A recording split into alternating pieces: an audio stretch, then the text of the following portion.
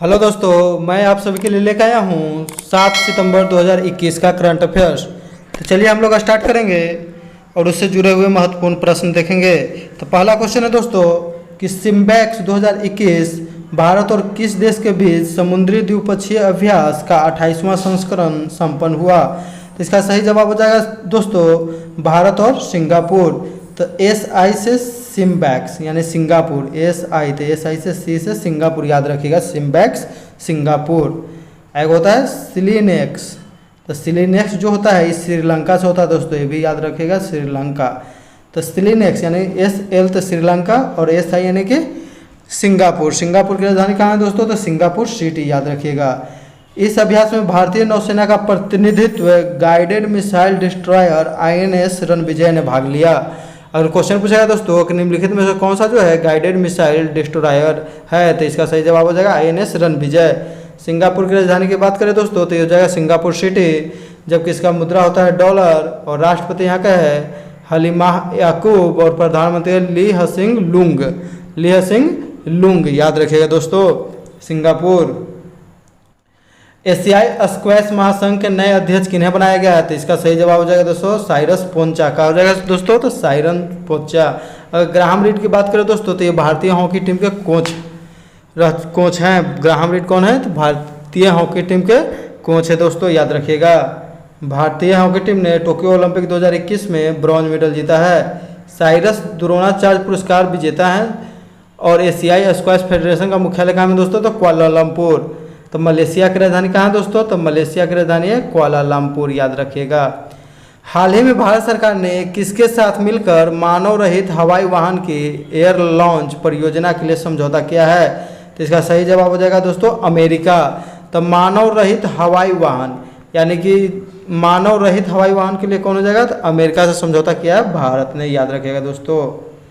भारत सरकार के रक्षा मंत्रालय और अमेरिकी रक्षा विभाग ने air launch uncapped aerial vehicle के लिए एक प्रोजेक्ट एग्रीमेंट पर हस्ताक्षर किया है। इस समझौते पर रक्षा प्रौद्योगिकी और व्यापार पहल में संयुक्त कार्य समूह वायु प्रणाली के तहत हस्ताक्षर किए गए, याद रखिएगा दोस्तों। नासा की अगर बात करें तो इसका स्थापना 1958 ईस्वी में हुआ था। यह अमेरिका की स्पेस एजेंसी, याद रखिएगा कहाँ की, तो स्पेस एजेंसी कहाँ के, तो अमेरिका। नासा का फुल फॉर्म होता है दोस्तों नेशनल एडमिनिस्ट्रेशन स्पेस ऑर्गेनाइजेशन दोस्तों। यदि नासा की बात करें दोस्तों तो नासा का फुल फॉर्म होता है नेशनल एरोनॉटिक्स स्पेस एडमिनिस्ट्रेशन, याद रखिएगा दोस्तों। और इसरो की बात करें तो इसरो का होता है इंडियन स्पेस रिसर्च ऑर्गेनाइजेशन, जिसकी स्थापना 1969 ईस्वी में मुख्यालय कहाँ है, तो बेंगलुरु में। इसके अभी वर्तमान में अध्यक्ष के सिवन हैं, के सिवन, जिन्हें रॉकेट मैन ऑफ इंडिया कहा जाता है। आगे देखेंगे दोस्तों कि प्लास्टिक समझौता शुरू करने वाला पहला एशियाई हो जाएगा। यहाँ पर पहला एशियाई देश कौन बन गया दोस्तों, तो इसका सही जवाब हो जाएगा भारत। कौन होगा दोस्तों, तो प्लास्टिक, तो भारत।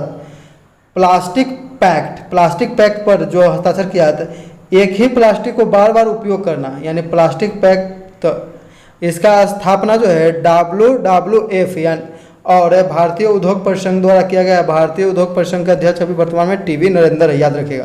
WWF की बात करें तो वर्ल्ड वाइल्ड लाइफ फंड होता है। ये मेरा NTPC का एग्जाम जो हुआ था उसके मेंस में पूछा था, WWF का फुल फॉर्म याद रखिएगा दोस्तों। स्थापना 1961 में हुआ, मुख्यालय ग्लैंड स्विट्जरलैंड में है। प्लास्टिक के लिए सर्कुलर सिस्टम को बढ़ावा देने के लिए एक नया प्लेटफॉर्म प्लास्टिक पैक्ट लॉन्च करने वाला भारत एशिया का पहला देश बन गया है। भारतीय उद्योग परिसंघ द्वारा आयोजित 16वें सस्टेनेबिलिटी समिति में भारत में ब्रिटिश उच्चायुक्त कौन है दोस्तों, तो अलेक्जेंडर एलिस द्वारा 3 सितंबर 2021 को India plastic pack platform launch किया गया, याद रखिएगा दोस्तों।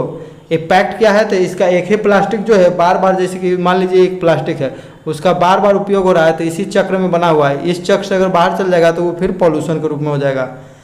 समझौता 2030 तक व्यवसाय को प्लास्टिक के एक परिपत्र अर्थव्यवस्था की ओर संक्रमण करने का लक्ष्य रखा गया है।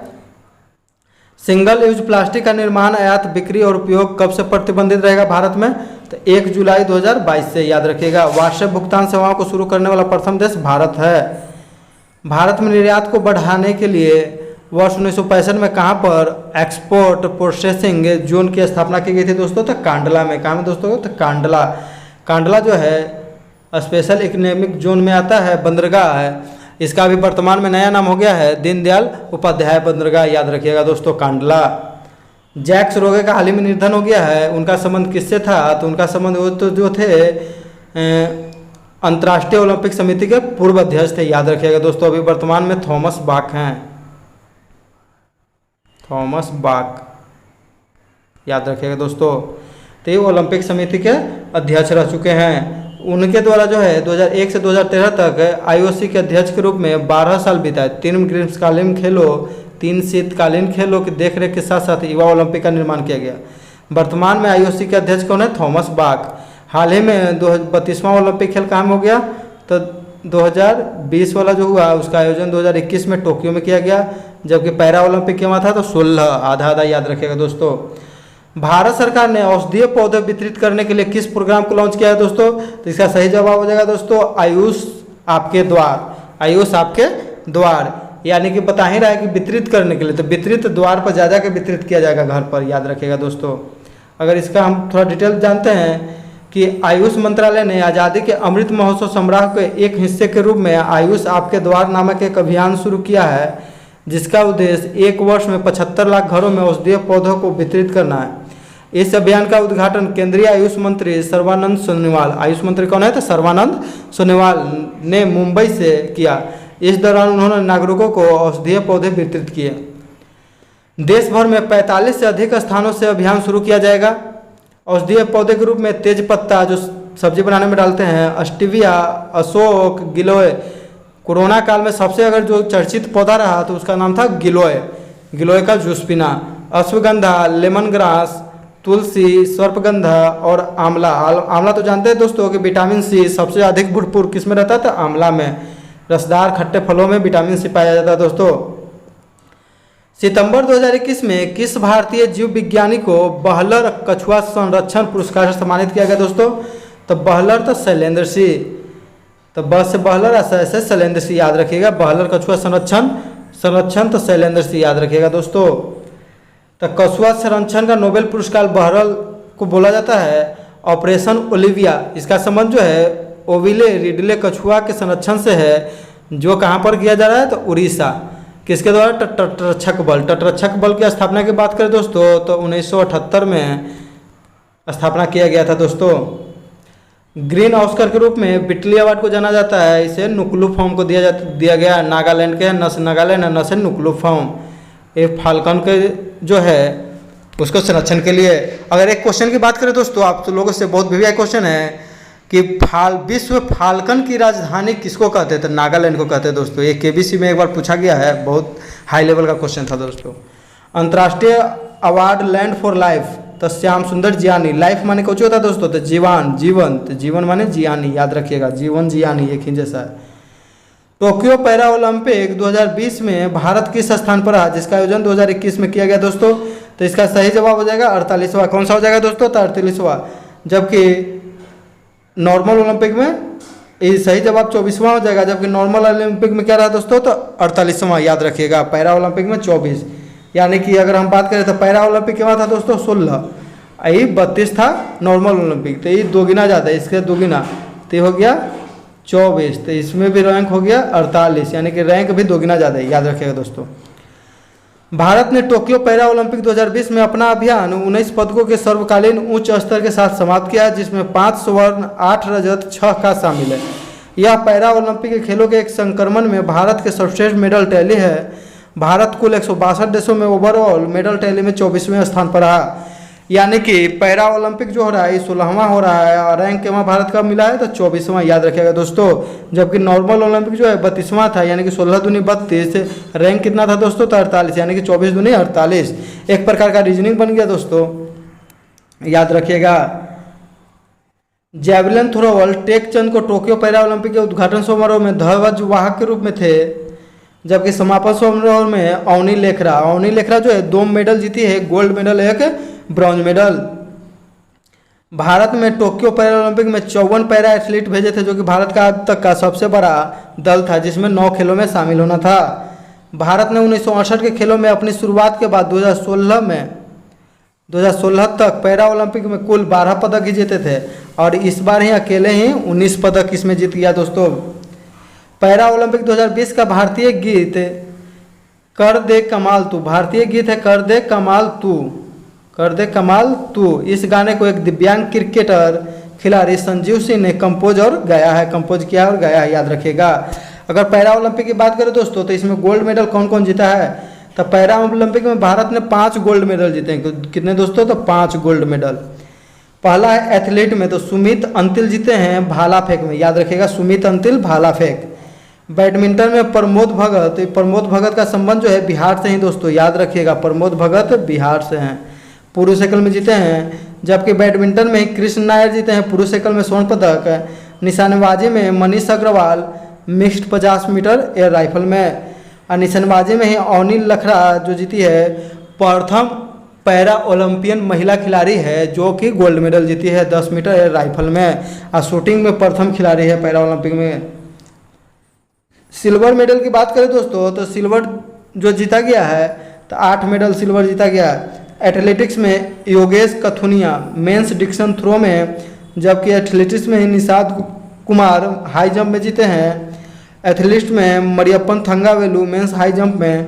पहले जो है दोस्तों पैरा ओलंपिक का ध्वजवाहक किन्हें नियुक्त किया जाता, मरियप्पन थंगावेलु को, लेकिन इन्हें कोरोना आदमी के संपर्क में आने के लिए इनको नहीं आने के बाद इनसे जो है ध्वजवाहक के रूप में नहीं, इनके बदल पर टेक चंद को ध्वजवाहक नियुक्त किया गया भारत का। एथलीट में जीते हैं देवेंद्र झझरिया मेंस जेवलिन थ्रो में सिल्वर मेडल। देवेंद्र झझरिया की बात करें दोस्तों, तो ये प्रथम ऐसे खिलाड़ी हैं कि पहले ही ये 2 गोल्ड मेडल जीत चुके हैं ओलंपिक में, इस बार जीते हैं तीसरा मेडल कौन, तो रजत। बैडमिंटन में सुहास यथिराज मेंस सिंगल में। अगर सुहास यथिराज की बात करें, तो ये दोस्तों गौतम बुद्ध नगर उत्तर प्रदेश के डीएम हैं, यानी कि प्रथम IAS हैं जिन्होंने ओलंपिक में मेडल जीता है दोस्तों, याद रखिएगा। सुहास यथिराज बहुत VVI क्वेश्चन है दोस्तों। शूटिंग सिंहराज अधाना मिक्स्ड में 50 metre air rifle. Table tennis में भाविना पटेल वोमेन सिंगल, यानी कि पैरा ओलंपिक में पहला पदक जीती थी कौन, तो भाविना पटेल ही जीती थी, याद रखिएगा दोस्तों, भाविना पटेल टेबल टेनिस में। अगर ब्रॉन्ज मेडल की बात करें दोस्तों, तो ब्रॉन्ज मेडल 6 मिला है भारत को। आर्चरी में कौन जीता था, Harvinder Singh men's individual recurve में। एथलीट में Sharad Kumar men's high jump. Athlete में Sundar Singh Gurjar javelin throw. Badminton में मनोज सरकार मेन सिंगल में। और शूटिंग में सिंहराज अधाना, यानी कि सिंहराज 2 मेडल जीते हैं दोस्तों, याद रखिएगा, सिंहराज अधाना 2 मेडल, एगो रजत एगो 10 मीटर पिस्टल में। और शूटिंग में Avani Lekhara women's 50 metre air rifle positioning में, याद रखिएगा दोस्तों। तो यानी कि अवनी लेखरा ने भी 2 मेडल जीता, और सिंहराज अधाना, यानी कि इन दोनों का नाम बहुत याद रखिएगा दोस्तों। 16वां टोक्यो पैरा ओलंपिक 2021 का आयोजन किया गया, याद रखिएगा। 2020 का आयोजन जो है 2021 में कोरोना के कारण किया गया। इस पैरा ओलंपिक में प्रथम बार बैडमिंटन और ताइक्वांडो को शामिल किया गया। चीन जो है 96 गोल्ड, 60 सिल्वर और 51 ब्रॉन्ज मेडल के साथ 207 टोटल पदकों के साथ प्रथम स्थान पर रहा, जबकि यूनाइटेड किंगडम 124 पदकों के साथ दूसरे स्थान और अमेरिका 104 पदकों के साथ तीसरे स्थान पर रहा दोस्तों। चीन लगातार 5वीं बार पैरा ओलंपिक गेम्स में मेडल टैली में टॉप पर रहा। हाल ही में किनकी पुस्तक know your right and claim them, एक गाइड फॉर यूथ जारी किया है। तो इस पुस्तक के लेखक है दोस्तों एंजेलिना जोली और गेराल्ड वान ब्यूरेन क्यूस, यानी कि दोनों A और B इसका सही जवाब हो जाएगा दोस्तों, याद रखिएगा। एंजेलिना जोली जो है हॉलीवुड की अभिनेत्री है। इस किताब को एंजेलिना जोली और एमनेटी इंटरनेशनल, इसका मुख्यालय कहाँ में दोस्तों, तो लंदन, याद रखिएगा। मानवाधिकार वकील गेराल्डियन वान ने संयुक्त रूप से लिखा है। यह पुस्तक दुनिया भर के युवाओं और बच्चों को उनके अधिकार के बारे में जागरूक करने में सहायक होगी और उन्हें स्वास्थ्य, संतुलित, सुरक्षित, स्थिर व्यवस्था बनाने के आधार पर वर्षों पहले तक किए गए इन अधिकारों का हासिल कैसे करें, इसके बारे में बताया गया है। कल एक क्वेश्चन दोस्तों हम जान से डाल दिए थे कि दक्षिण का ब्रिटेन नॉर्वे को हम बता दिए थे उसमें जान से, कि देखते हैं कौन कौन वीडियो जो है ध्यान से देखता है। तो इसका बहुत लोगों ने कमेंट करके बताया कि दक्षिण का ब्रिटेन न्यूजीलैंड होगा, तो उन लोगों को हम बहुत धन्यवाद देना चाहते हैं। वो लोग जो है कम से कम ध्यान से वीडियो देखते हैं। तो दक्षिण का ब्रिटेन किसे कहते हैं दोस्तों? तो न्यूजीलैंड। न्यूजीलैंड को दक्षिण का ब्रिटेन कहते हैं। कीवियों का देश न्यूजीलैंड को ही कहते हैं दोस्तों, याद रखिएगा। कल एक क्वेश्चन पूछा गया था कि प्रधानमंत्री और ब्रेयल गिल्स ने मैन वर्सेस वाइल्ड में एक दिन काम किया था। तो सही जवाब था कि प्रधानमंत्री नरेंद्र मोदी के साथ ब्रेयर गिल्स। ये किस देश के हैं दोस्तों? अगर पूछ देगा तो इंग्लैंड ब्रिटेन के हैं, याद रखिएगा। सही उत्तर देने वाले लोग हैं सबसे पहले सलोनी कुमारी, श्वेता वर्मा, KIT 2007, करुणा कुमारी, अमन कुमार, कृष्णा कुमार, रोहित राज, दीपक कुमार, दीपू चंद्रा, खुशबू कुमारी, धनंजय कुमार और गगन कुमार। इन सभी को मेरे तरफ से बहुत सारी बधाई और आगे के भविष्य के लिए बेस्ट ऑफ लक। जो भी आपका लक्ष्य हो अच्छा से मेहनत करें और उसे हासिल करें। आज का क्वेश्चन है दोस्तों, जिसका आप लोग कमेंट करके जवाब दीजिएगा। बहुत वीवीआई क्वेश्चन है कि भारतीय सेना की पहली महिला न्यायाधीश के रूप में किसे नियुक्त किया गया? यानी कि भारतीय सेना की पहली महिला न्यायाधीश। तो इसका दोस्तों जवाब कमेंट करके दीजिए, वीडियो को लाइक कीजिए, शेयर कीजिए। जिन लोगों ने अभी तक सब्सक्राइब नहीं किया है कृपया सब्सक्राइब कर लें। इसी के साथ हम अपना वीडियो समाप्त करते हैं दोस्तों। जय हिंद, जय भारत, वंदे मातरम।